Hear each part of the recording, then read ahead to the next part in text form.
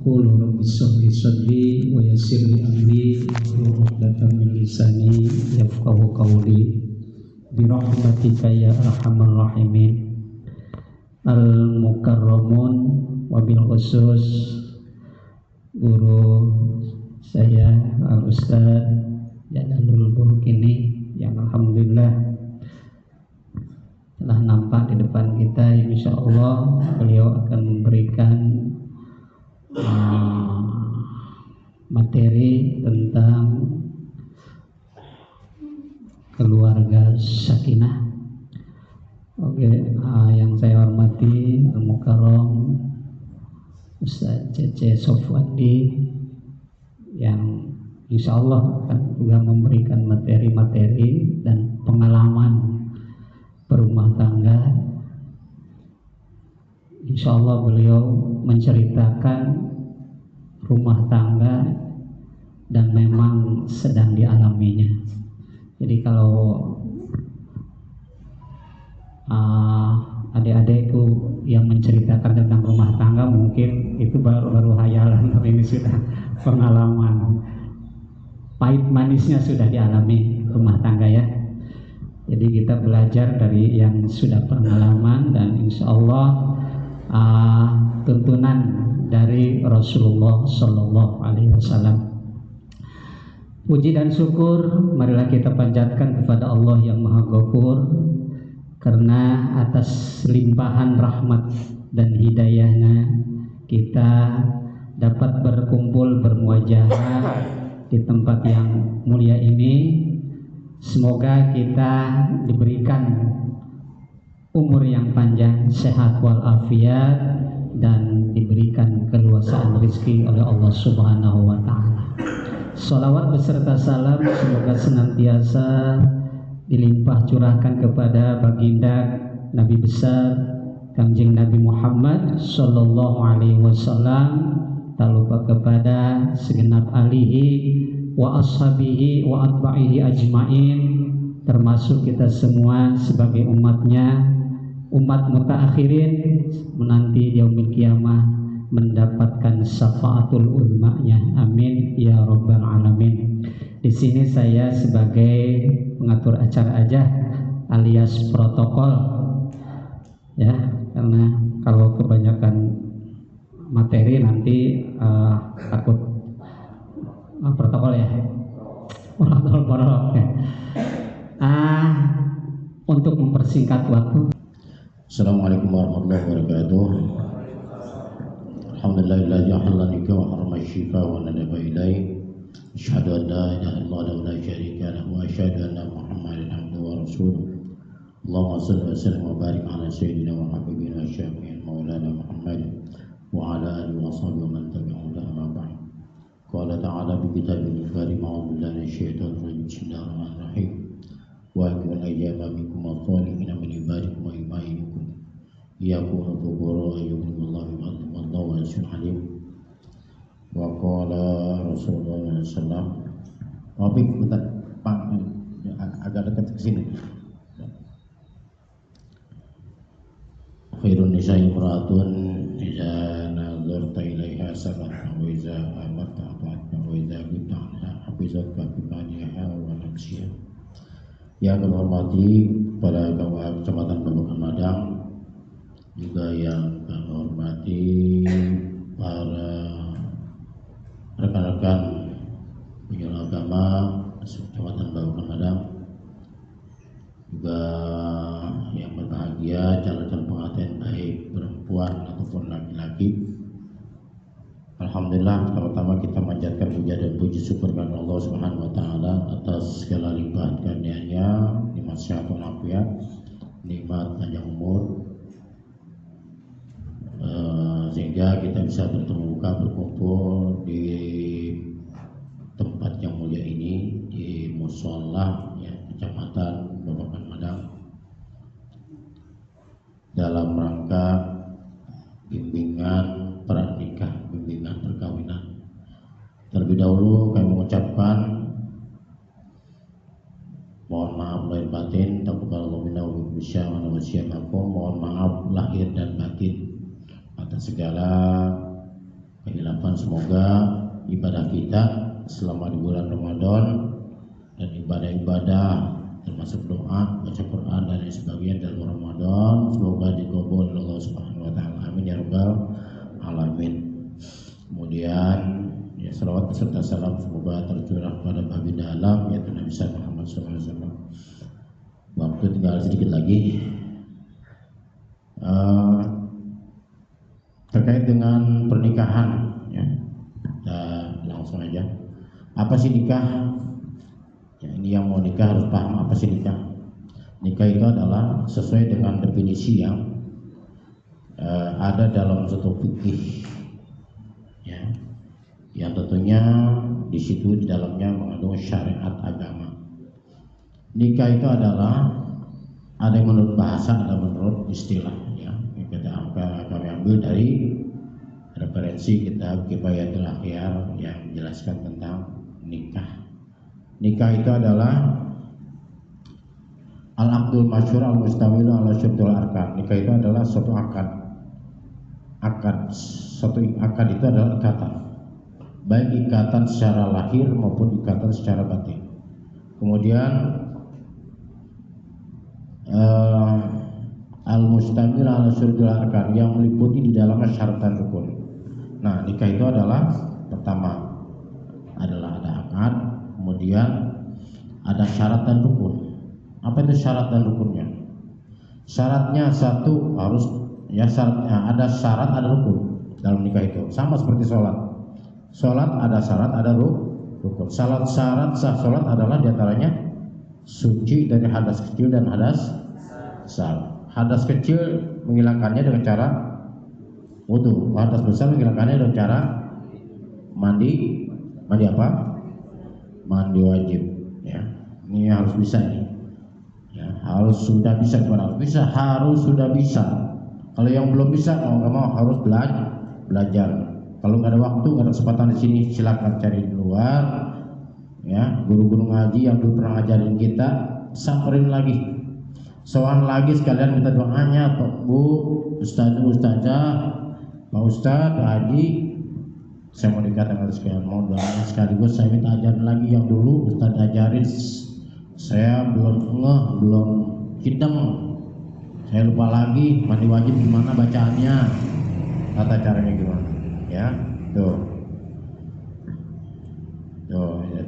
sholat ya. Kemudian sama seperti nikah juga. Nikah itu ada syarat ada rukun. Apa syarat nikah? Satu harus dalam keadaan beragama Islam.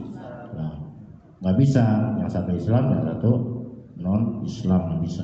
Dalam Islam ketika dipaksakan beda agama dalam Islam tidak bisa. Berarti nikahnya tidak sah karena tidak sesuai dengan syaratnya ya, harus dalam keadaan beragama Islam. Ketika nikahnya tidak sah maka hukum pernikahannya adalah zina. Alhamdulillah ya. Upayakan pernikahan yang sekali ini. Kemudian jadikan nikahnya itu nikah yang sempurna, baik secara hukum agama, terlebih hukum agama, secara hukum syariat dan juga hukum negara. Karena pernikahan itu diatur oleh hukum negara dan hukum agama. Hukum negara ya mengatur tentang pernikahan itu Undang-Undang Nomor 16 Tahun 2019 itu mengatur tentang pernikahan. Termasuk diantaranya adalah usia pernikahan. Itu negara yang mengatur ya. Ada negara yang mengatur, diantaranya boleh menikah di usia 19 tahun. Ini udah cukup semua belum? Terus main birthday berarti terjadi bejak apa mbak terjadi karena can mahi siap umur lah.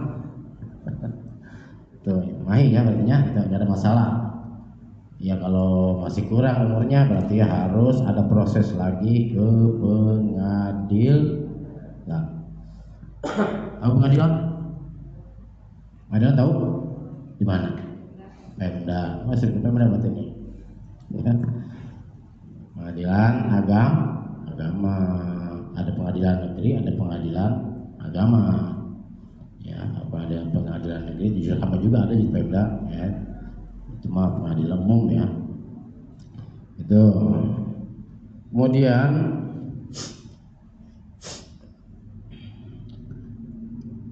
syarat tadi adalah satu dalam keadaan beragama Islam. Nah, termasuk untuk menyempurnakan pernikahan, Islamnya harus benar-benar Islam juga. Jangan cuma Islam yang dikantongin itu di dalam dompet, KTP namanya, atau di keterangan-keterangan yang lain, beragama Islam tapi nggak menjalankan apa yang diperintahkan Islam, nggak sholat, nggak puasa, nggak zakat. Itu mah namanya Islam. Islam apa namanya? KTP. Jangan atuh, kan pengen nikah dan nikahnya pengen sempurna, sempurnakan juga apa yang disyaratkan di situ, karena kedepannya kita bagi laki-laki akan menjadi seorang pemimpin, perempuan sebagai istri akan menjadi orang yang dipimpin. Ketika laki-lakinya tidak ada, maka beralih kepemimpinannya kepada wanita. Dan kepemimpinan itu akan dimintai pertanggungjawaban oleh siapa? Dan pertanggungjawaban oleh Allah, bukan nanti jawab di akhirat nanti. Misalkan suami sebagai pemimpin, orangnya malas, nggak mau kerja, nggak mau cari nafkah, ngurus istri. Wajib, kalau istri nggak wajib, hanya sifatnya tambahan dan itu pun kalau diridhoi oleh suami. Istri mau dagang, jangan. Mau jualan online, kata suami jangan, kudu nurut. Ya. Kalau suaminya memang betul-betul sudah mencukupi. Tapi meskipun kekurangan pun, seandainya suaminya nggak ridho, jangan. Enggak, itu nggak akan ada berkahnya. Itu wajibnya taat kepada suami.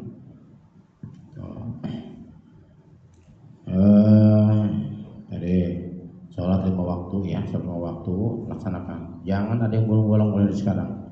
Nanti setelah kita memimpin istri, nanti ada kedepannya lagi kita akan memimpin anak, mendidik anak, memimpin dan mendidik anak. Tentunya kita pengen punya anak yang soleh. Anak soleh itu anak yang sangat menguntungkan, baik urusan dunia maupun urusan akhirat. Ya, tapi ketika anak itu sebaliknya bukan anak soleh-solehah, itu akan kembali senjata makan tua. Masuk akal nggak? Ketika kita mengabaikan pendidikan agama kepada anak, pendidikan moral kepada anak, diabaikan, dibiarkan dia main kemana saja, liar kemana saja, tanpa ada dasar pendidikan moral, pendidikan agama, maka keburukannya, kejelekannya, kejahatannya akan kembali kepada orang tuanya. Masuk akal nggak? Mau nggak kayak gitu? Enggak. Bukan satu cita-cita, tapi satu hal yang harus kita jauhi, harus kita hindari, dan kita harus siap siaga dari sekarang. Berarti saya harus membenahi diri saya. Pertama, sholat 5 waktunya jangan sampai ditinggal satu waktu pun. Ketika sempurna 5 waktunya, tambahin lagi dengan sholat sunnahnya. Terus benahi diri kita dikit-dikit, ya. Karena ini menjelang pernikahan dan akan menjadi berada dalam kehidupan yang baru, yang tadinya sendiri jadi berdua, yang tadinya berdua jadi bertiga jadi berempat. Nah, itu harus siap siaga nih, harus siap, ya, laki-laki maupun perempuan, ya, harus siap menjadi seorang pemimpin. Karena ini berat, ya.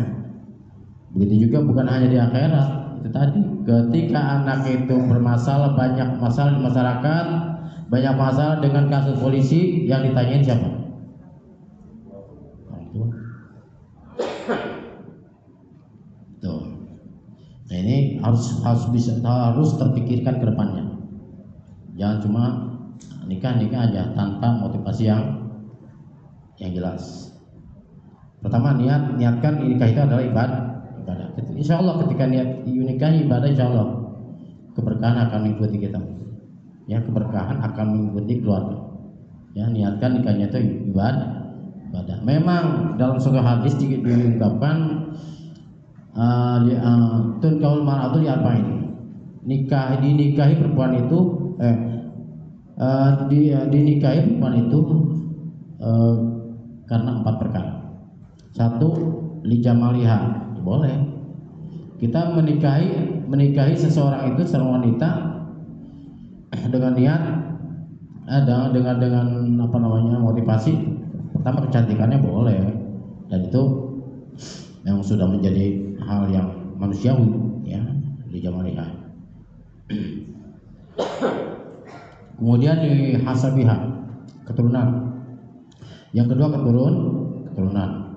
Kita lihat keturunannya, jangan sampai keturunan yang kurang bagus. Kita tahu itu keturunan rampok misalkan. Keturunan rampok. Kita nikah, tapi itu sifatnya relatif, kan? Relatif, tidak terlalu menjadi patokan. Bisa saja disebut dia keturunan rampok, tapi ketika kita mampu mendidiknya, istri kita itu menjadi istri yang soleha, bisa. Yang ketiga adalah limaliha, karena hartanya boleh. Seorang suami atau seorang calon istri menikahi si calon suami, nikah karena hartanya boleh. Dan itu apa namanya, hadis Rasul, ya. Dia mariha, dia asasiha, di maliha, di jamaliha, di asasiha, di maliha. Kemudian lidiniha, yang terakhir adalah karena agamanya. Ada 4 perkara. 1, kecantikannya, kegantengannya, ya. Kalau perempuan melihat laki-laki berarti kegantengannya. Kemudian li hasabiha, keturunannya. Kemudian yang ketiga adalah limaliha, hartanya. Yang keempat adalah di agamanya. Maka kata Nabi, yang paling harus jadi patokan dan harus kita ambil prinsip itu lidiniha, fazbar li zatid, maka ambillah, cengkramlah, ya. Fazbar itu kan berasal dari zofaro yazbaru artinya kuku itu adalah untuk cengkramlah agamanya, gitu. Ambillah, artinya yang paling utama menikahi seseorang itu niat karena agamanya. Insya Allah kalau agama mah nggak akan ada kadaluarsanya. Li jamaliha, tadi kecantikannya ada kadaluarsanya nggak? Ada. Ini sekarang ganteng, nggak tahu mau 75 tahun ke depan ini cantik, dan sekarang lihatnya cantik, 75 tahun ke depan nggak mungkin begini, ya. Nah itu namanya apa namanya, ada kadalu arsanya. Kalau yang di jamaliha, di hasabiha, kemudian limaliha, harta, karena hartanya, ya, harta tetap segitu nggak? Ya mungkin bisa nambah, bisa kurang, ya mungkin habis lah harta secara relatif. Yang paling utama adalah penekanan bagi Rasul adalah fazbar li zatidin, maka cengkramlah agamanya. Yang utama adalah niat, yang paling utama adalah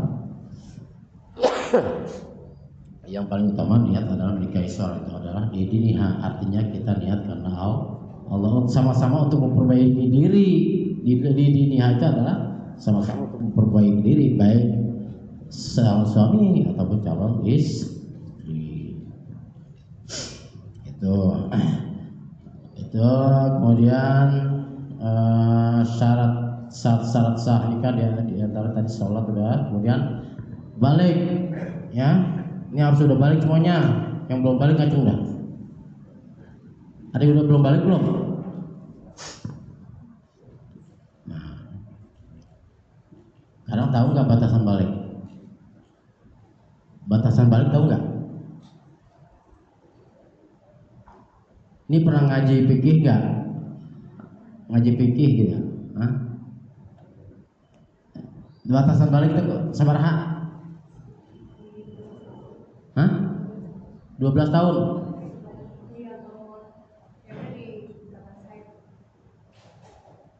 Cewek masa haid berapa tahun? Tergantung.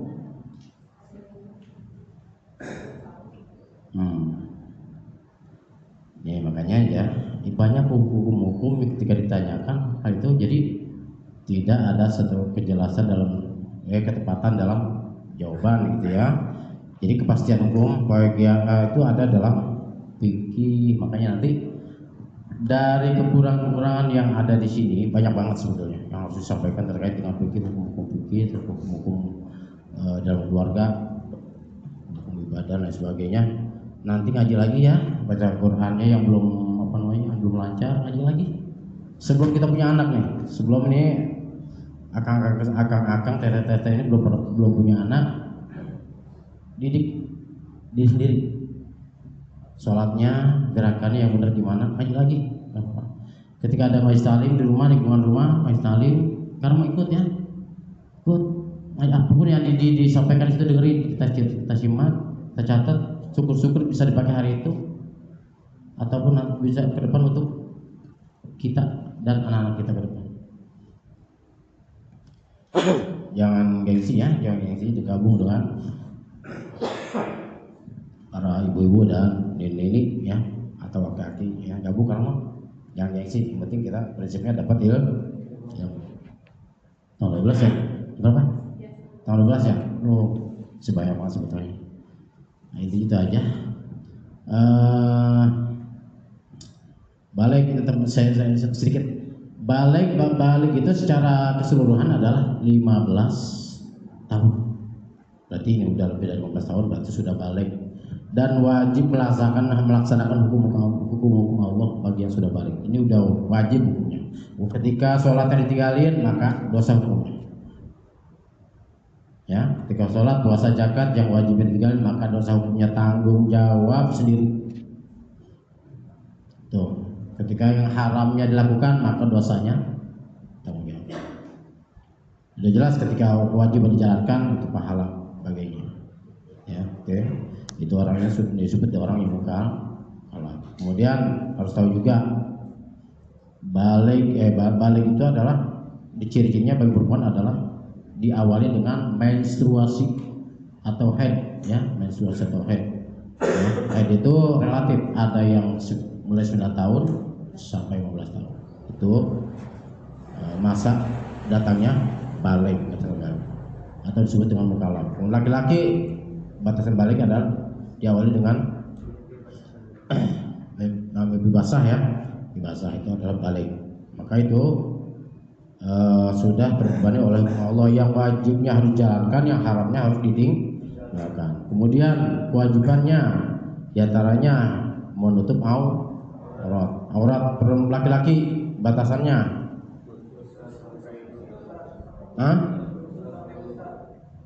dari bawah lutut sampai pusar, wajib hukumnya ditutup. Jangan ke pasar pakai celana pendek tong gitu. Enak manggus paham. Kalau udah tahu mah jangan yang dijalanin, nggak peduli, nggak dosa kecil ini, ya jangan. Ya dosa kecil baru dikumpulin. Ya ketika kita melanggar aturan Allah harus menutup aurat dari bawah dengkul sampai di atas lutut, kemudian diabaikan. Dosa kecil ini. Kalau dosa kecil dikumpulin menjadi besar, sedikit-sedikit, maka akan menjadi bukit. Begitu juga perempuan. Kita mengaji fikih aja nih, ya biar tahu kedepannya, ya nanti sebagai motivasi kedepannya untuk menggali ilmu fikih, ya hukum-hukum dalam keluarga, hukum masyarakat, hukum-hukum dalam ibadah, nanti ngaji lagi. Ya, bagi perempuan menutup auratnya ujung kepala sampai ujung kaki, ujung rambut sampai ujung kaki, kecuali muka dan lapak tangan, itu adalah aurat perempuan yang harus tutupi. Bukan hanya dalam sholat saja. Kewajiban menutup aurat kan di dalam sholat kan itu ya, dari ujung rambut sampai ujung kaki. Tapi bukan hanya dalam sholat saja, di luar sholat pun harus ditutup. Ketika enggak ditutup berarti melanggar hukum Allah. Ketika melanggar hukum Allah berarti hukumnya dosa. Kecil ini dosanya kecil ini enggak. Ya kecil kalau setiap hari. Itu ya. Rukun nikah, kemudian rukun nikah ada syarat, ada rukun. Rukun nikah 1 mempelai laki-laki, yang kedua mempelai perempuan, yang ketiga wali, 4 saksi, 5 ijab kabul. Ya, pertama mempelai laki-laki, yang kedua mempelai perempuan. Ini yang 5 ini harus ada semuanya. Kalau belum komplit jangan diderkeun heula. Ya, ulah diderkeun heula. Ya, komplitkan dulu. Nah, itu. Nah, pertama mempelai laki-laki, yang kedua mempelai perempuan. Tuh, jadi jangan sampai yang mempelai pertama mempelai laki-laki, yang kedua mempelai laki-laki. Yang sampai kayak gitu. Ya, yang pertama mempelai perempuan, yang kedua mempelai perempuan. Enggak ada dalam Islam kayak gitu. Ya, itu akan musnah nanti manusia kayak gitu. Ya, akan musnah. Ibarat miara ayam pengen berkembang biak, miara ayam jago semuanya. Itu berarti melanggar hukum alam. Ya listrik kabelnya ada dua nih. Ada berapa dalam kabel listrik? Ada dua, yang satu min, yang kedua plus, yang kedua dua-duanya min semuanya nyala, nggak akan manfaat, nggak akan bisa menerangi kita. Kemudian plus dua-duanya itu berarti menentang hukum alam, menentang hukum Allah. Allah sudah menentukan seperti itu. Ada langit, ada bumi, ada kiri, ada kanan, ada depan, ada belakang. Ya, ketika kita menentang hukum Allah, sunatullah, ya tunggu aja kehancuran. Ya, tunggu aja akibatnya. Dan pernah terjadi pada zaman Nabi Lut. Ya, pernah terjadi pada zaman Nabi Lut. Laki-laki semua laki-laki, perempuan semua perempuan, maka dihancurkanlah umat tersebut dengan ditimbun pasir dan debu sampai rata, manusianya hilang, habis musnah. Itu aja, kurang lebihnya mohon maaf, dan saya ucapkan selamat. Semoga dengan niatan lillahi ta'ala nikah karena Allah, ibadah, insyaallah mudah-mudahan diberikan kelancaran dalam segala urusannya, dimudahkan rezekinya, dipanjangkan umurnya, dipanjangkan jodohnya, punya anak soleh dengan upaya kita dan usaha kita. Sekian, wallahu a'lam. Assalamualaikum warahmatullahi wabarakatuh.